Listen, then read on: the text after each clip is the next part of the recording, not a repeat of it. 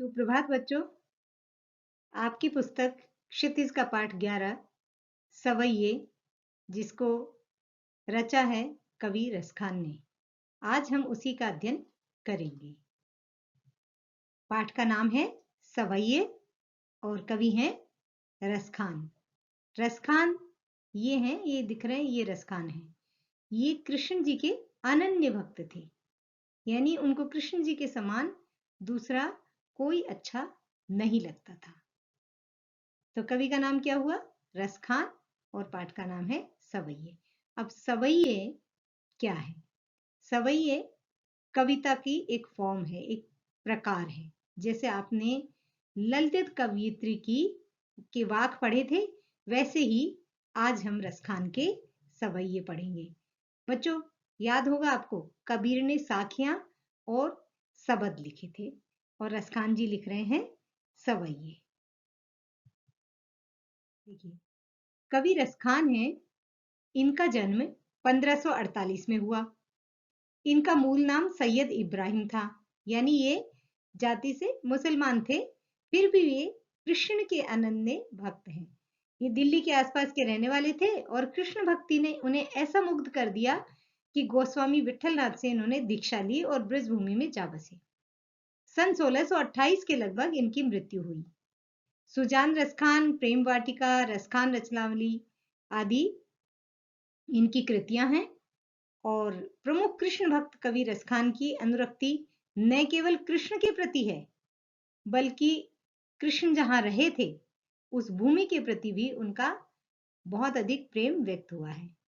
उनकी जो कविताएं हैं, काव्य है, उसमें कृष्ण की रूप माधुरी, यानी कृष्ण के रूप सौंदर्य का, ब्रज की महिमा का और राधा कृष्ण की प्रेम लीलाओं का बहुत ही सुंदर वर्णन मिलता है।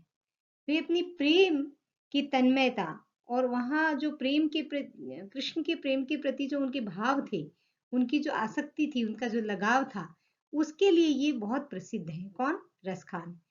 जितने ये इन प्रेम के प्रति, कृष्ण लीलाओं को के वर्णन के रूप में, उनके रूप सौंदर्य का वर्णन करने के लिए प्रसिद्ध हैं, वैसे ही इनकी भाषा जो है, वो भाषा भी उन भावों के अनुरूप है।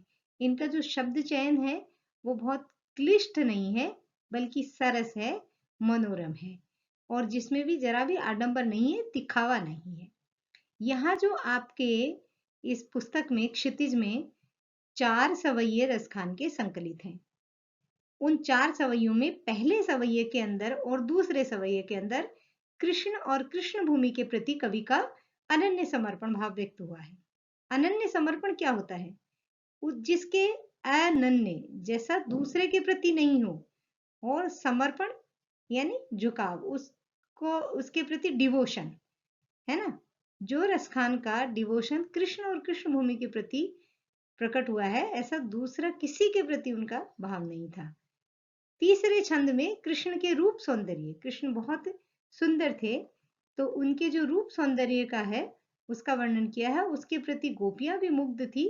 गोपियों की मुग्धता का चित्रण करके इन्होंने बताया कि कृष्ण कितने सुंदर थे, जिसमें वे स्वयं कृष्ण का रूप धारण कर लेना चाहती हैं। और चौथे छंद में कृष्ण की जो मुरली की धुन है और उनकी जो मुस्कान है, उसका अचूक प्रभाव गोपियों को विवश कर देता है। इस बात का वर्णन किया है। तो पहला सवैया है, मानुष हो तो वही रस खानी, बसो ब्रज गोकुल गांव के ग्वारन। जो पशु हो तो कहा पस मेरो, चरो नित नंद की धेनु मझारन। पाहन हो तो वही गिरि को, जो कियो हरि छत्र पुरंदर धारन। जो खग हो तो बसेरो करो, मिली कालिंदी कूल कदम्ब की डारन। अब ये जो सवैया है, इसको ऐसे पढ़ने से आपको अर्थ समझ में नहीं आया। अब इसको हम, इसके जो एक एक शब्द को लेकर जब हम पढ़ेंगे ना, तब आपको बिल्कुल समझ में आ जाएगा। बच्चों, मानुष का मतलब होता है मनुष्य। तो रसखान जी की इच्छा है, वो चाहते हैं कि यदि उन्हें फिर से जन्म मिले तो वे ब्रजभूमि के गोकुल गांव के ग्वालों के बीच जाकर बसना चाहेंगे। और किस रूप में बसना चाहेंगे?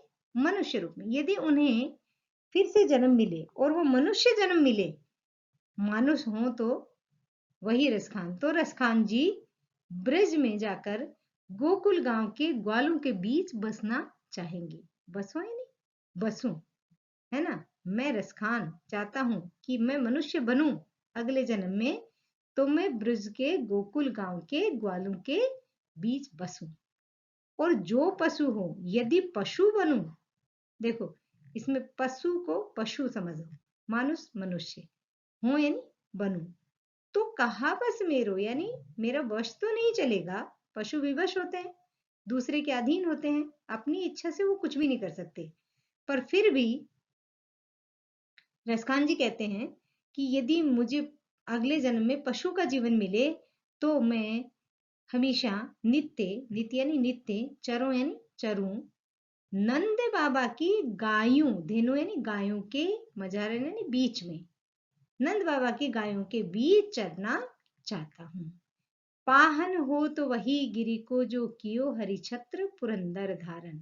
यदि मैं पत्थर बनूं, तो मैं उसी पर्वत का बनूं जिसको श्री कृष्ण भगवान ने छाती की तरह अपने अंगुली पे धारण कर लिया था। धारण यानी धारण, हरि छत्र, भगवान ने छत्री की तरह। देखो ये है गोवर्धन पर्वत, इसको इंद्र भगवान ने कुपित होकर और बहुत बारिश कर दी।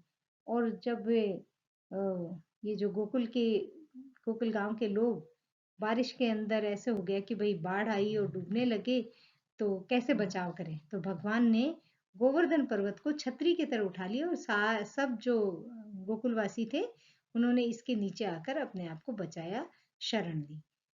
तो कह रहे हैं कि मैं यदि पत्थर भी बनूं, निर्जीव वस्तु पत्थर भी बनूं, तो मुझे उसी पर्वत का, गिरी यानी पर्वत का बनूं जिसको श्री कृष्ण भगवान ने छतरी की तरह अपने हाथ पर उठाकर गोकुलवासियों को बचाया था। जो खग हो तो बसेरो करूं मिली कुली कालिंदी कूल कदम्ब की डारन। यदि मैं पक्षी बनूं, तो कहाँ बसेरा करूं, कहाँ बसूं, कहाँ निवास करूं, बसेरो करूं या निवास करूं।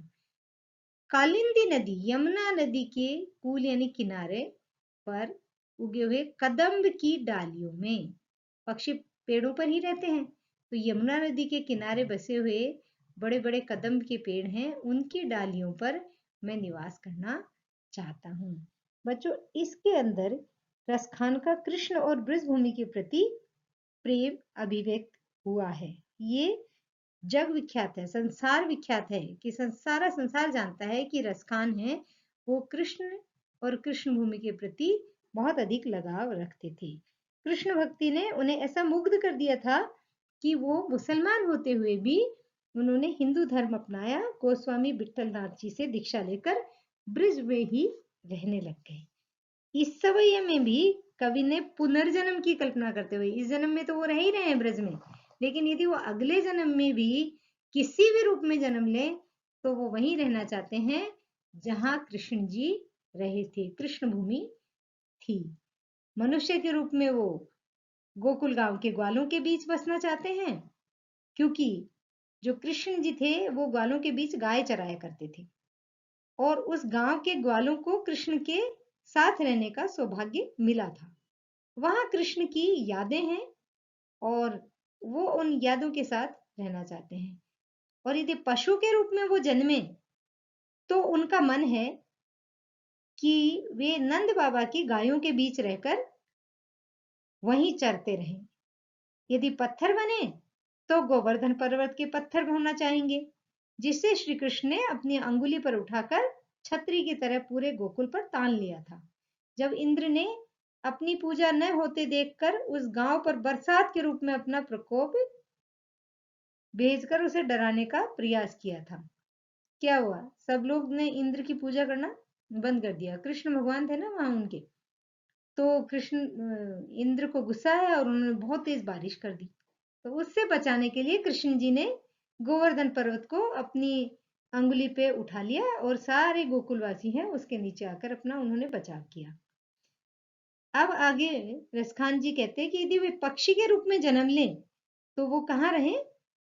ब्रजभूमि में बहने वाली यमुना नदी के तट पर स्थित जो कदम्ब है ना, कदम्ब के पेड़ों की डालियों पर रहे। क्यों? उनका घोंसला पक्षियों का पेड़ों की डालियों पर होता है ना, तो जिस पर बैठकर कृष्ण भगवान भी मुरली बजाते थे और इस तरह हर हाल में कृष्ण जी से जुड़े स्थानों और लोगों के बीच में रहने की कवि रसखान ने कामना की है। अब देखिए, जो ये दूसरा सवैया है, इसमें कवि रसखान क्या कह रहे हैं? ये कह रहे हैं, या लकुटी अरु कामरिया पर राज तिहु पुर को तजिडारो, आठों सिद्धि नवो निधि के सुख नंद की गाय चराए बिसारो, रसखान कबों इन आखिन सो ब्रज के बन बाग तड़ाग निहारो, कोटिक एकल धोत के धाम करील के कुंजन ऊपर वारो। कृष्ण के प्रति अनन्य समर्पण। कृष्ण जहाँ रहे, कृष्ण की चीजें उन्हें बहुत प्रिय हैं, कृष्ण जहाँ रहे वह स्थान बहुत प्रिय है।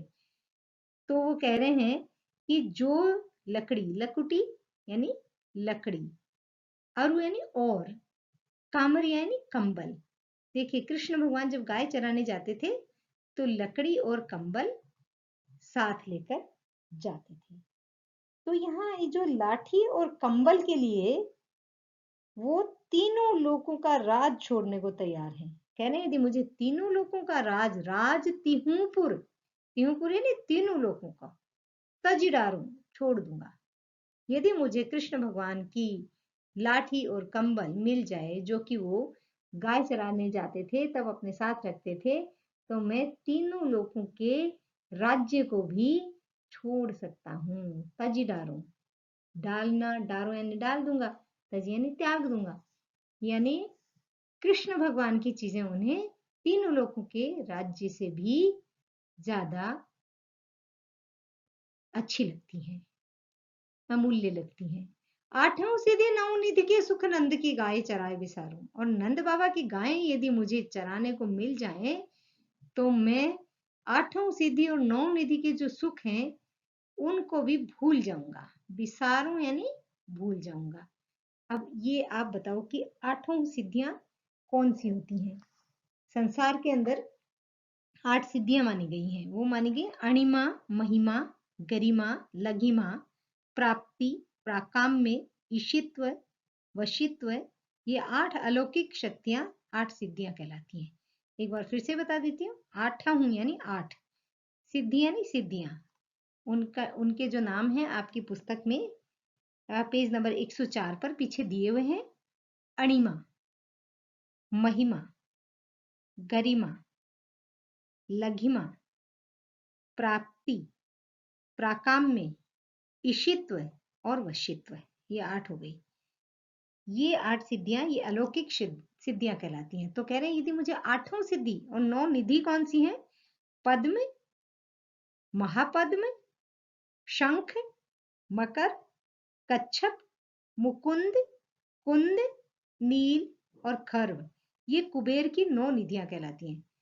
कुबेर का खजाना बोलते हैं ना, बहुत धन धान्य, मतलब ये 9 निधि और 8 सिद्धि जिसके पास हो उसको किसी तरह के सुख की कमी नहीं होती। तो अनंत सुख की प्राप्ति होती है 8 सिद्धि 9 निधि से। तो कहते हैं, मैं ये सुख भी मुझे नहीं अच्छा लगेगा यदि मुझे गाय चराने को मिल जाए। और वो गाय किसकी? नंद बाबा की। नंद बाबा की गाय चराने में जो मुझे सुख मिलेगा, उस सुख के को मैं 8 सिद्धि और 9 निधियों के आगे, 8 सिद्धि और 9 निधि से मिलने वाले सुख को भी भूल जाऊंगा। रसखान जी कहते हैं कि वो कब इन आंखों से ब्रज के वन, बाग, बगीचे और तालाब को देखेंगे। उनकी आंखें ललायित हो रही हैं। वो जल्दी से जल्दी ब्रज के वन, बाग और तालाबों को निहारना चाहते हैं, देखना चाहते हैं। कोटि के कल धोत के धाम करील के कुंजन ऊपर वारो, करोड़ों सोने के महल भी वो कटीली झाड़ियों के जो झुंड हैं उनके ऊपर न्यौछावर कर देना चाहते हैं। कि उनको जो सोने के महल हैं वो भी कांटेदार झाड़ियों और लताओं से ढके स्थानों पर के आगे अच्छे नहीं लगते, वे उन पर भी वो महल न्यौछावर कर सकते हैं। इस जो सवैया है, इस सवैये में कृष्ण भगवान की जो लाठी और कंबल है वो रसखान जी को बहुत प्रिय है।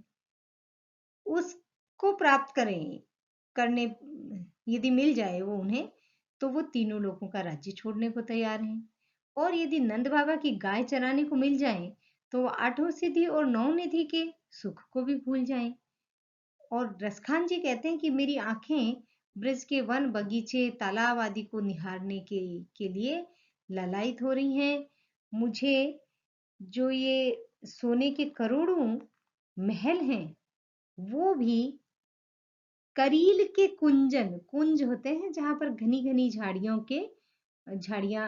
एक साथ इकट्ठी होती हैं, और करील कांटेदार होती हैं, कांटेदार झाड़ियां हैं वो करील है। तो उनके ऊपर मैं न्यौछावर कर सकता हूँ करोड़ों सोने के महल भी। मुझे वो सोने के महल भी, बहुमूल्य महल जो हैं वो भी इन कटीली झाड़ियों के आगे कुछ नहीं लगते। देखिए, कृष्ण भक्त कवि रसखान ने केवल कृष्ण के प्रति अनुरक्ति अभिव्यक्त की है। कृष्ण भूमि के प्रति भी अनन्य अनुराग रखते थे, इसलिए वे कृष्ण जी से संबंधित जो भी वस्तुएं थी और कृष्ण जी जहां रहे थे उन्हीं में सुख महसूस करते हैं। उनको वो कहते हैं कि यदि आठों सिद्धियों और नौ निधि को भी पा लिया जाए फिर भी जीवन में जो सुख नहीं मिल सकता उतना जितना नंद बाबा की गाय को चराने में मिलता है। वहां की जो कांटेदार झाड़ियां हैं और जो बेलें हैं उनसे ढके जो स्थान हैं उनमें रहने के लिए करोड़ों महल निछावर करने को तैयार हैं। अब वे कृष्ण ने जिन जिन चीजों का उपयोग किया था वे ही रसखान को प्रिय हैं। क्यों? क्योंकि कृष्ण उनके आराध्य हैं। कृष्ण से वे बहुत प्रेम करते हैं।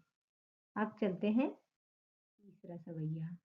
देखिए, तीसरा सवैया है, मोर पखा सिर ऊपर राखी हो गुंज की माल गरे पहरोंगी, ओढ़ी पितंबर ले लकुटी बन गोधन ग्वारिन संग फिरोंगी, भाव तो वही मेरो रस खानी सो तेरे कहे सब स्वांग करूंगी, या मुरली मुरलीधर की अधरान धरी अधरान धरूंगी। दो गोपियां आपस में बात कर रही हैं। वे कृष्ण भगवान को के रूप सौंदर्य पर मोहित हैं और वे कृष्ण जैसा स्वांग, एक गोपी दूसरी अपनी सखी से कहती है कि भाई तुम कृष्ण जैसा रूप बनकर कृष्ण रूप धर के दिखाओ। तो वो कहती है कि ठीक है, कृष्ण भगवान मुझे भी उतने ही पसंद हैं जितने तुझे हैं, तो मैं तेरे कहने से मोर पंख सिर पर लगा लूंगी। ये देखिए मोर पंख है ना, यहाँ पे भी कृष्ण भगवान के सिर पे मोर पंख है। तो जैसे कृष्ण जी थे वैसा वैसा रूप रख लूंगी मैं, तेरे कहने से मोर पंख सिर के ऊपर रखूंगी और गुंज की माल गले पहनूंगी, और गुंजा जो फूल होता है उसकी माला में गले पहन लूंगी, और ओढ़ी पितंबर ले लकुटी बन गोधन ग्वारे न संग फिरूंगी। ओढ़ के पितांबर, पीला वस्त्र ओढ़ के और लकड़ी लेकर और ग्वालों के बीच, है ना, ले लकुटी, लकड़ी लेकर, लाठी लेकर, गाय चराने जाते तो लाठी लेकर जाते ना, और वन गोधन ग्वारिन, वन में गोधन गायों के बीच ग्वालों के साथ साथ फिरूंगी, घूमूंगी। भाव तो वही मेरो रस खान सो तेरे कहे सब स्वांग। रसखान जी कहते हैं कि गोपी कह रही है कि मेरे को ये सब चीजें अच्छी लगती हैं क्योंकि कृष्ण भगवान अच्छी लगती हैं। जो तुम्हें अच्छा लगता है इस तरह कृष्ण का रूप धरना, वैसे मुझे ये सब चीजें तो अच्छी लगती हैं। भाव तो यानी भाता है, मन भावन लगता है, अच्छा लगता है, वही यानी वही, मेरो यानी मुझे। सो तेरे कहे सब स्वांग करूंगी, सो तेरे कहने से मैं ये सब स्वांग कर लूंगी। स्वांग कर लूंगी यानी रूप धारण कर लूंगी। या मुरली, परंतु या मुरली, जो मुरली, मुरलीधर यानी कृष्ण भगवान के अधरान यानी होठों पे धरी यानी रखी है, उसे मैं अधरा न धरूंगी, होठों पर नहीं रखूंगी। अब यहाँ आप सोचो कि बाकी सारा रूप तो वो कृष्ण जी के जैसा रख लेना चाहती है, लेकिन ये जो मुरली है ना, ये वंशी है ना, बांसुरी, इसको वो अपने होठों पे क्यों नहीं लगाना चाहती है? बच्चों, इसका एक कारण है कि ऐसे कहते हैं कि कृष्ण भगवान जब मुरली बजाते थे, वंशी बजाते थे, बांसुरी बजाते थे, मुरली, बांसुरी, वंशी एक ही चीज है, तो वो और किसी तरफ उनका ध्यान बिल्कुल नहीं जाता था। वो उसी में मग्न हो जाते थे, तन्मय होकर बांसुरी बजाते थे। तो कहते हैं कि वो जब बांसुरी बजाते हैं ना, तो वो हमें भूल जाते हैं, हमारी तरफ ध्यान नहीं देते, गोपियों की तरफ, गोपियों की किसी बात की ओर उनका ध्यान नहीं जाता। तो उससे गोपी को इस मुरली से ईर्ष्या हो रही है ना? ईर्ष्या हो रही है, और वो ईर्ष्यावश ऐसा कह रही है कि जो मुरली मुरलीधर के होठों पे रखी रहती है, उस मुरली को मैं अपने होठों पर नहीं रखूंगी। मैं उसको बाकी सारा सॉन्ग रख लूंगी, रच लूंगी, बाकी उनके जैसे कपड़े भी पहन लूंगी, और वो जैसे गायों को चराने जाते हैं ग्वालों के बीच में, वैसे मैं ग्वालों के बीच घूमूंगी वन वन, है ना, लकड़ी लेकर। लेकिन मैं उस मुरली को मेरे होठों पे नहीं लगाऊंगी, क्योंकि वो मुरली है जो कि हमें कृष्ण से दूर कर रही है। मुरली के कारण ही वो हमें ज्यादा समय नहीं देते, हमारी बातों की तरफ ध्यान नहीं देते, और हमारे साथ ज्यादा समय नहीं बिताते। इसको फिर से देख लो एक बार। यानी जो मुरली, जो वंशी, जो बांसुरी, मुरलीधर कृष्ण भगवान की अधरान यानी होठों पर रखी, धरी यानी रखी है, रखी रहती है, अधरान है धरूंगी, मैं होठों पर नहीं रखूंगी।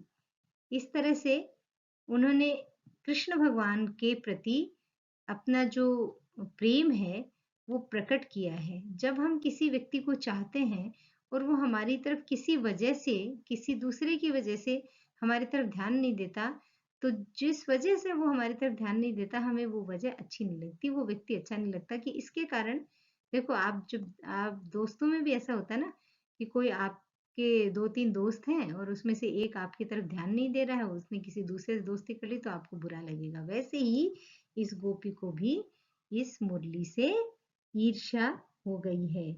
वो कहती है कि इस ये मुझे सौतन की तरह लगती है, मुझे ईर्ष्या है इससे, क्योंकि इसको कृष्ण भगवान अपने होठों पे लगा के रखते हैं। चलो, अब हम देखते हैं चौथा सवैया। चौथा सवैया है, काननी दे अंगुरी रहिबो, जब ही मुरली धुनि मंद बजे हैं, मोहनी तानन सोरस खानी, अटा चढ़ी गोधन गे हैं तो गे हैं। तेरी कहो सिगरे ब्रज लोगन, काली को कितनो समझई है, माई रिवा मुख की मुस्कान, संहारी न जेहे न जेहे न जेहे। काननी दे अंगुरी रहिबो, कानों में अंगुली देकर रहूंगी, जब ही मुरली धुनी मंद बजे है, जब मुरली की मंद मंद धुन बजेगी, मैं कानों में अपनी अंगुली देकर उसको न सुनने की कोशिश कर लूंगी, है ना। और मतलब जो मुरली की धुन है उसके वश में भी बहुत लोग हो जाते हैं, उनकी इतनी मधुर बजती है।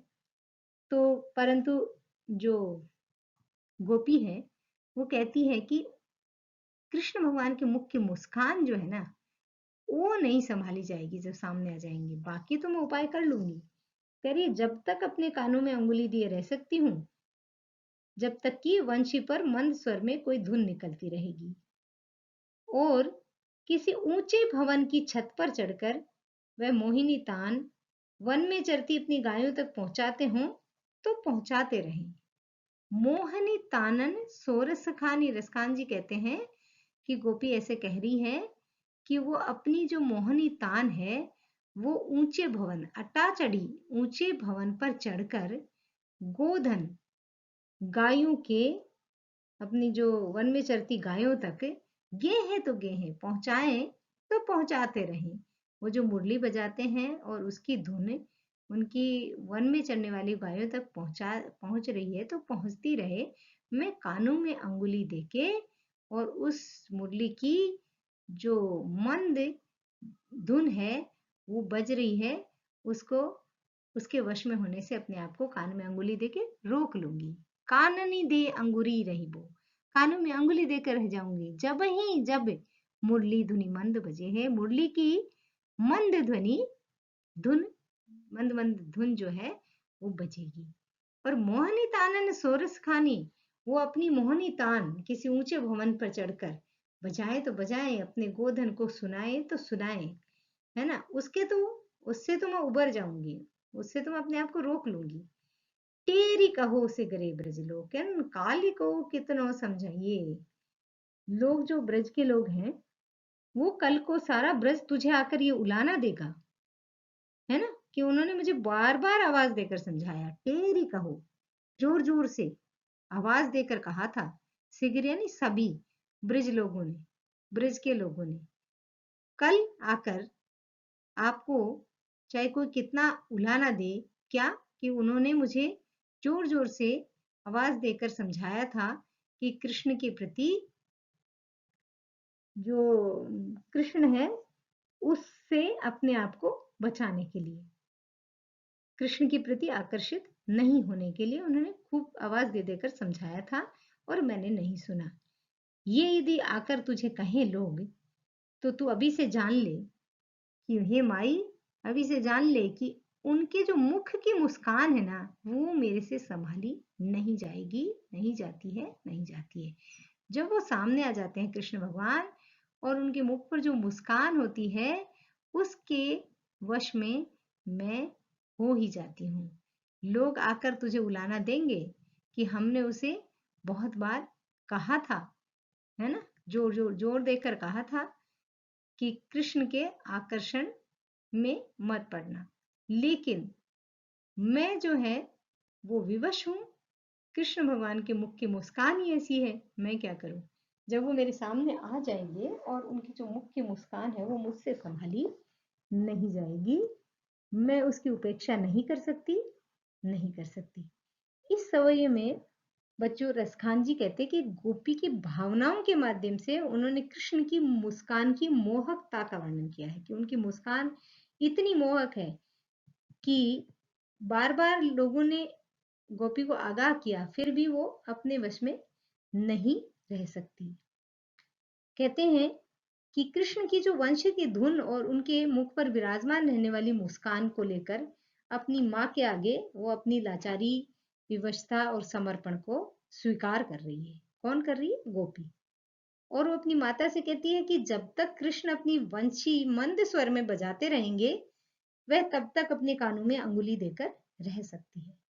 यहाँ तक कि चाहे वे कितने ऊंचे से ऊंचे भवन की छत पर खड़े होकर अपनी मुरली की जो तान है वो छेड़ते रहें, और वन में चढ़ने वाली उनकी गायों तक पहुंचाते हैं तो पहुंचाते रहें, उससे तो वो अपने आप को बचा लेगी, उसके तो वो वश में नहीं होगी, है ना। लेकिन हे मेरी माई, मैं तुझे एक सच्चाई की ओर सच्चाई अभी से बता देना चाहती हूँ कि कृष्ण से जुड़ी जो उनकी मुस्कान है, उसके वश में मैं हो ही जाऊंगी, वो है मुझसे नहीं संभाली जाएगी। चाहे ब्रज के लोग तुझे उलाना दें कि हमने तो जोर जोर से पहले ही आवाज दे देकर कहा था कि इनके जो कृष्ण भगवान हैं, इनके प्रति आकर्षित मत होना, लेकिन मैं अपने आप को उनके रूप सौंदर्य से बचाने, उनकी मुस्कान और उसकी सुंदरता के वश में हुए बिना नहीं रह सकती। जब वो सामने आ जाते हैं तो मैं विवश हो जाती हूँ, और उनकी मुस्कान मुझसे संभाली नहीं जाती। तो बच्चों, इस तरह हमने चारों सवैये पढ़े। संक्षेप में हम इन चारों सवैयों का एक बार सार जान लेते हैं। पहला जो सवैया है, उसमें रसखान जी अगला जन्म मनुष्य के रूप में पाने पर गोकुल गांव में बसना चाहते हैं, और पशु होने पर नंद की गायों के साथ चलना चाहते हैं, और पत्थर होने पर गोवर्धन पर्वत का पत्थर होना चाहते हैं। पक्षी होने पर उनकी इच्छा है कि वे यमुना नदी के किसी कदम के पेड़ की डाली पर अपना बसेरा करें। दूसरे में वो गायें चराने के लिए घर से निकलते समय कृष्ण जी जो लाठी और कंबल लेकर चलते थे, वे दोनों चीजें उन्हें तीनों लोगों के राज्य से भी ज्यादा पसंद हैं। वो उनके लिए तीनों लोगों का राज्य भी छोड़ सकते हैं। और आठों सिद्धि और नौवीं निधि का जो सुख मिलता है उसे भुलाकर वो नंद की गाय चराना चाहते हैं, उसमें अधिक सुख अनुभव करते हैं। कवि अपनी आंखों से ब्रज भूमि के वन, बाग और तालाब देखकर अभिभूत हैं और वो उनकी आंखें के तरस रही हैं कि मैं कब उनको देखूंगा। वे इस भूमि की कांटेदार झाड़ियों पर जो लताओं से, जो बेलों से ढके हुए कुंज हैं, वो करोड़ों सोने के महल भी उन पर निछावर करने को तैयार हैं। तीसरी में एक गोपी जो है वो अपनी सखी से कहती है कि उसके कहने पर वो कृष्ण की तरह ही अपने सिर पर मोर पंख लगा लेगी, गुंज की माला गले में पहन लेगी, पीतांबर ओढ़कर हाथ में लाठी लेकर गालों के बीच गायों के साथ वन वन घूमेगी। पर प्रिय कृष्ण के ये सभी स्वांग करके दिखा सकती है, क्योंकि कृष्ण उसे भी उतने ही प्रिय हैं। पर वंशी को अपने होठों पर नहीं धरना चाहेगी, क्योंकि वंशीधर हर समय उस मुरली को बजाने में व्यस्त रहते हैं, तो उससे वो मुरली उसको अच्छी नहीं लगती। गोपी अपनी माता से कहती है चौथे सवैये में कि जब तक अपने कानों में अंगुली दिए रह सकती है, जब तक कि बांसुरी की मंद ध्वनि बजती रहेगी, उसकी जो धुन है ना सुनाई देती रहेगी, क्योंकि कृष्ण भगवान किसी ऊंची अटारी पर चढ़कर, अटारी नहीं भवन, उस पर चढ़कर इतनी अपनी मुरली की धुन बजा रहे हैं कि वन में चढ़ने वाली गायों तक पहुंच जाए। और कल चाहे कोई आकर ब्रजवासी तुझे उला ना दे कि उन्होंने बहुत समझाया था मुझे जोर जोर से कहकर बार बार, पर हे माई, कृष्ण भगवान की मुख की मुस्कान ऐसी है कि उससे मैं अपने आप को संभाल नहीं पाऊंगी और संभाली नहीं जाएगी, मुझसे उनकी मुस्कान नहीं संभाली जाएगी, मैं उनके वश में हो ही जाऊंगी, उनके प्रति आकर्षित हो ही जाऊंगी, मैं उनकी उपेक्षा नहीं कर सकती। इस तरह से कृष्ण भगवान के रूप सौंदर्य, उनके प्रति अपना अन्य प्रेम रसखान ने अभिव्यक्त किया है, बताया है। तो देखिए अब हम इसके प्रश्नों का अभ्यास भी कर लेते हैं। ये जो 9 प्रश्न हैं ये आपकी पुस्तक में दिए हुए हैं और इनके जो उत्तर हैं, अभी सवैये समझने के बाद में हमें इनके प्रश्नों के उत्तर भी समझ में आ गए होंगे। पहला प्रश्न, ब्रजभूमि के प्रति कवि का प्रेम किन किन रूपों में अभिव्यक्त हुआ है? किन किन रूपों में कवि ने बताया है कि वो ब्रजभूमि के प्रति प्रेम करते हैं, ब्रजभूमि को बहुत, ब्रजभूमि से लगाव है उनका। तो ये प्रेम अनेक रूपों में और अनेक उदाहरणों से उन्होंने अभिव्यक्त किया है। देखिए उन्होंने कहा है कि यदि मनुष्य बनूं, पशु बनूं, पक्षी बनूं, तो जो ब्रजभूमि है वहीं पे रहना चाहूंगा, है ना। और इसके साथ साथ ब्रिज में कृष्ण भगवान रहे और कृष्ण जी जो गोधन था, गायों को चराने के लिए जाते थे, तब वो अपनी लकड़ी और लाठी साथ लेकर जाते थे, सॉरी लाठी और कंबल साथ लेकर जाते थे। तो वो उनसे भी ऐसी चीजें जो कृष्ण के पास थी और ब्रिज में रहते हुए उन्होंने उनका उपयोग किया, उनका भी इन सवैयों में उल्लेख किया है। वन, उपवन, तालाब, कांटेदार झाड़ियां, बेलों से ढके जो कुंज हैं वो, ग्रामवासी और कृष्ण के प्रेम में डूबी गोपियां, सभी का यहाँ पर वर्णन करके और रसखान जी ने ब्रजभूमि के प्रति अपना प्रेम अभिव्यक्त किया है। दूसरा है, कवि का ब्रज के वन, बाग और तालाब को निहारने के पीछे कारण क्या है? क्या कारण है आप बताओ। देखिए कभी उन वनों में कवि के प्रिय कृष्ण भगवान निवास करते थे, वन विहार करते थे, घूमते थे वहां पर। तो कवि को ऐसा लगता है कि वहां कृष्ण का वास है, वहां जाते हैं, यदि वो वहां जाएंगे वन में, बाग में और तालाबों को जब देखेंगे तो उन्हें वहां कृष्ण जी की उपस्थिति का आभास होगा, क्योंकि उन तालाबों पर कृष्ण गोपियों के संग अटकेलियां करते थे।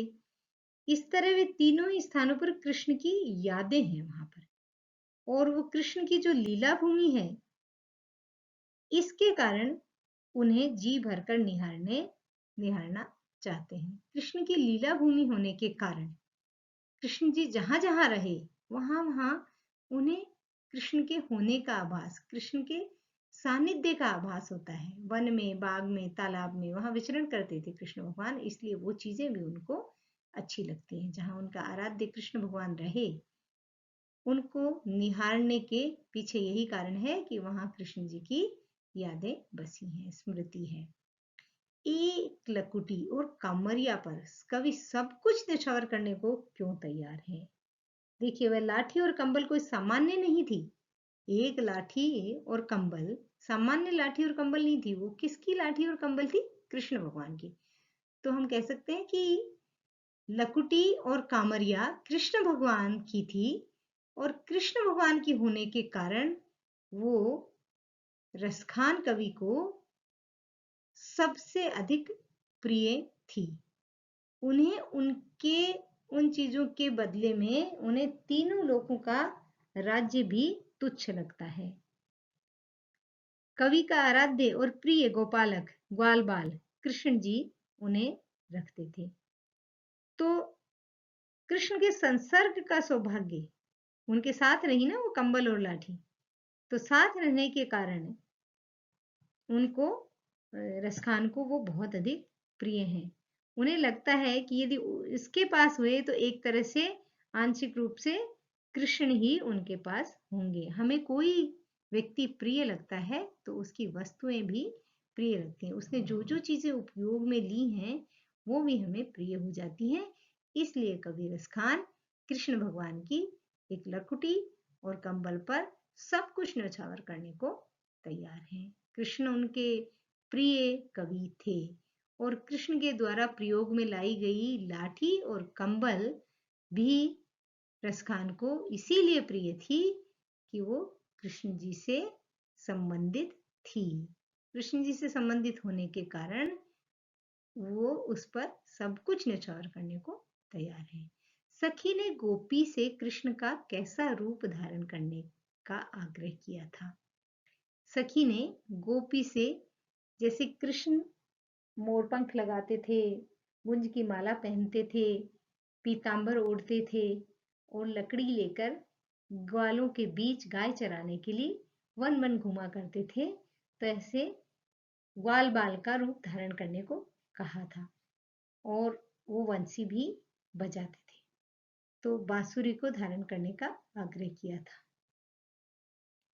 आपके विचार से कवि पशु, पक्षी और पहाड़ के रूप में भी कृष्ण का सानिध्य क्यों प्राप्त करना चाहते? क्योंकि कृष्ण उन्हें बहुत प्रिय थे। वे कृष्ण के अनन्य भक्त थे। कृष्ण के समान उन्हें कोई प्रिय नहीं था। इसलिए वो पशु, पक्षी, पहाड़ के रूप में कृष्ण का सानिध्य प्राप्त करना चाहते हैं। सभी प्रयास कृष्ण के सामीप्य पाने के लिए कर रहे हैं। सारे जितने भी प्रयास हैं ना कवि रसखान के, वो उनके ये हैं कि किसी भी तरह से वो कृष्ण की समीपता पाना चाहते हैं। यदि वो नंदग्राम में पशु हो तो वो चरवाहे, बहुत संभव है कि वो चरवाहे कृष्ण के साथ रहे, कृष्ण भगवान उनको चराने वाले हों। पक्षी हों तो यमुना नदी के कदम के पेड़ों में निवास करेंगे, तो हो सकता है कृष्ण भगवान वहां अटखेलियां करते थे, वहां गोपियों के साथ में नृत्य करते थे, घूमते थे, तो ऐसे लगता है कि वहां कृष्ण फिर आएंगे। तो हर हाल में कृष्ण का सामीप्य पाने के लिए, कृष्ण का सानिध्य महसूस करने के लिए वो पशु, पक्षी और पहाड़ बनना चाहते हैं कि कृष्ण उनके अनन्य प्रिय, कृष्ण उन्हें बहुत प्रिय थे, वो उनके अनन्य भक्त थे। चौथे सवई के अनुसार गोपियां अपने आप को क्यों विवश पाती हैं? कृष्ण भगवान की जो मुस्कान है वो उससे वो अपने आप को बचा नहीं पाती है। चौथे सवय में गोपियां अपने आप को विवश पाती हैं, क्योंकि कृष्ण भगवान का जो रूप सौंदर्य बहुत मनमोहक है, उनकी मुस्कान है वो बहुत मनमोहक है, इसलिए वो अपने आप को विवश पाती हैं। गोपी ये स्वीकार करती हैं कि वो कैसे न तैसे उनकी जो मुरली है मधुर, उस तान को तो अपने कानों में अंगुली देके रोक लेगी, लेकिन जब वो सामने आ जाएंगे कृष्ण भगवान तो वो मोहक जो मुस्कान है उससे अपने आप को नहीं बचा पाएगी। अब देखिए इसका भाव स्पष्ट करना। भाव स्पष्ट करना एक तो होता शाब्दिक अर्थ कि भाई कोटि के कल धोत के धाम करील की, करोड़ों सोने के महल कटीली झाड़ियों के कुंजों के ऊपर निछावर कर सकते हैं रसखान। लेकिन इसका भाव क्या है? भाव ये है कि जहां जहां कृष्ण भगवान रहे वो स्थान उनको बहुत प्रिय है, इसलिए जिन महलों में देवता निवास करने हों वे चाहे सोने के बने हों, है ना, लेकिन उनकी बजाय उनकी जगह है, यदि वो जगह रहने को मिले जहां पर कृष्ण भगवान रहे तो वो करोड़ों सोने के महल हैं वो भी न्यौछावर कर सकते हैं, उनको छोड़ सकते हैं, वो उन्हें वो भी उतने प्रिय नहीं लगेंगे, है ना। जिन महलों में देवता रहते थे और जो सोने के बने होते थे वो उनकी बजाय वे ब्रज भूमि की कांटेदार झाड़ियों में जो कि लताओं से ढकी थी उनमें वो रहना चाहते हैं, क्योंकि श्री कृष्ण कभी उन कुंजों में विचरण किया करते थे और आज भी वहां कृष्ण की उपस्थिति का रसखान को आभास होता है। मायरी व मुख की मुस्कान संभारी न जेहे न जेहे न जेहे। नहीं जाएगी नहीं जाएगी नहीं जाएगी, क्या नहीं जाएगी? मुख की मुस्कान संभाली नहीं जाएगी, संभारी यानी संभाली नहीं जाएगी। गोपी अपनी माता से ये स्वीकार करती है कि मैं कृष्ण की जो मुख की मुस्कान है उसके वश में हुए बिना नहीं रह सकती, मैं जरूर उसके प्रति आकर्षित हो जाऊंगी। गोपी मान चुकी है कि जब कृष्ण मुरली बजाएंगे तो अपने दोनों कानों को अपने हाथों से अंगुली देकर बंद कर लेगी, उसको नहीं सुनेगी, है ना, और जब तक वो बजाते रहेंगे तब तक अपने वो कान बंद रख लेगी। पर जब कृष्ण का हंसता हुआ मुखड़ा उसके सम्मुख आएगा, उसके सामने आ जाएगा, तो वह उससे नजर नहीं हटा सकती, वह उसके वश में हो ही जाएगी। कालिंदी कुल कदम्ब की डारण में कौन सा अलंकार है? ये आप सबको पता है कि ऐसा अलंकार जहां पर एक ही तरह के वर्ण की आवृत्ति होती है, आवृत्ति यानी बार बार आना, तो वह अनुप्रास अलंकार होता है। यहाँ कालिंदी का का, कूल का क और कदम का क, ये क वर्ण की आवृत्ति होने के कारण यहाँ अनुप्रास अलंकार है। तो आप लिखेंगे कालिंदी कूल कदम की डारण में अनुप्रास अलंकार है, अनुप्रास, अनुप्रास। काव्य सौंदर्य स्पष्ट कीजिए। या मुरली मुरलीधर की अधरान धरी अधरान मैं धरूंगी। काव्य सौंदर्य में बेटा जो इन पंक्तियों में किस तरह की भाषा और कैसे अलंकार आदि का जो प्रयोग किया गया है वो होता है काव्य सौंदर्य, कविता की सुंदरता। कविता में जिस तरह की शब्दावली, जिस तरह के मुहावरे, अलंकार आदि का जो प्रयोग किया गया है वो है।